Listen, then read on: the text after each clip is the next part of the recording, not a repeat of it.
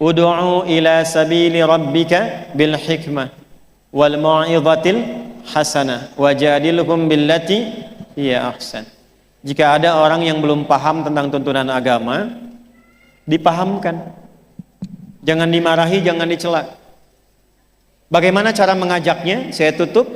Kata Quran pertama dengan hikmah. Hikmah itu maknanya 3.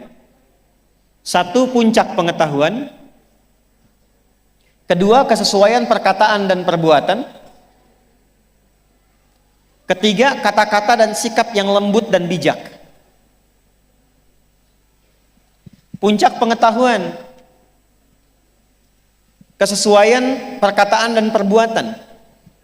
Yang 3, kelembutan dalam sikap dan sifat atau perilaku yang melahirkan kebijaksanaan. Langsung praktekkan.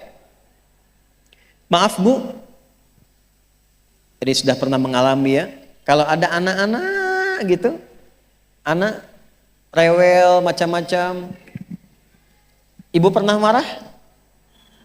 Marahnya benci atau sayang? Bayi nangis rewel terus, bayi baru lahir,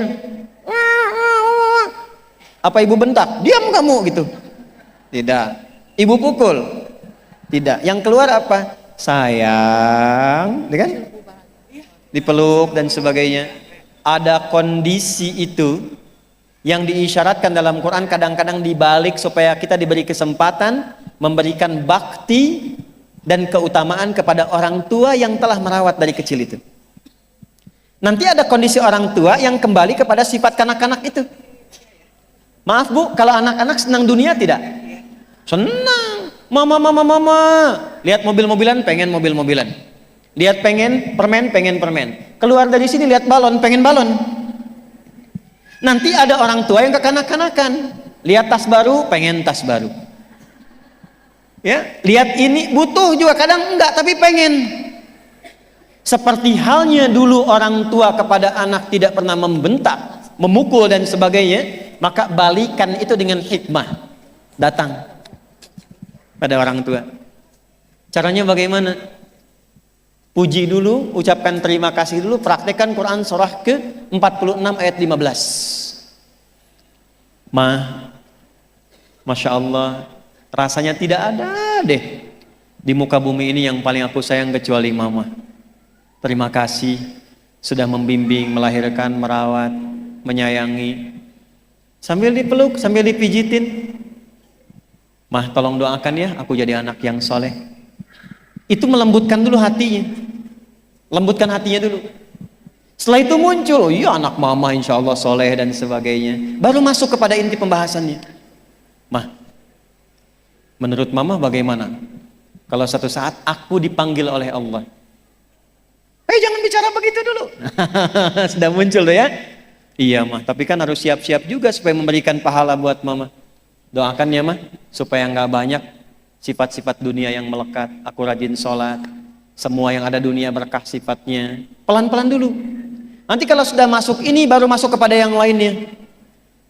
Aduh malu mah, ini ada motor belum pernah dipakai ke taklim, belum pernah dipakai untuk sholat, belum pernah dipakai mengantar ke masjid.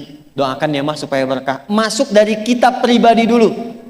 Biasanya kalau sudah seperti itu, maka seketika akan menjadi cermin yang menyadarkan dan tanpa diminta langsung diperbaiki. Tanpa diminta langsung diperbaiki.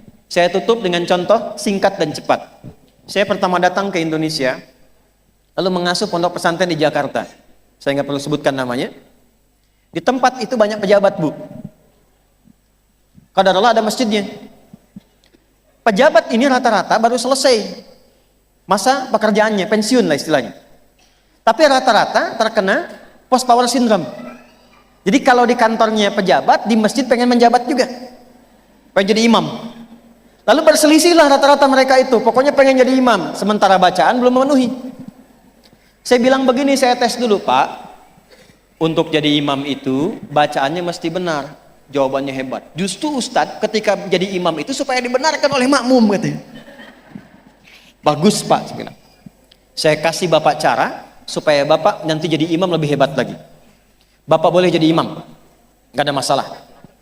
Khusus duhur dengan asar dulu. Nanti subuh, maghrib, isya biarkan santai dulu Pak.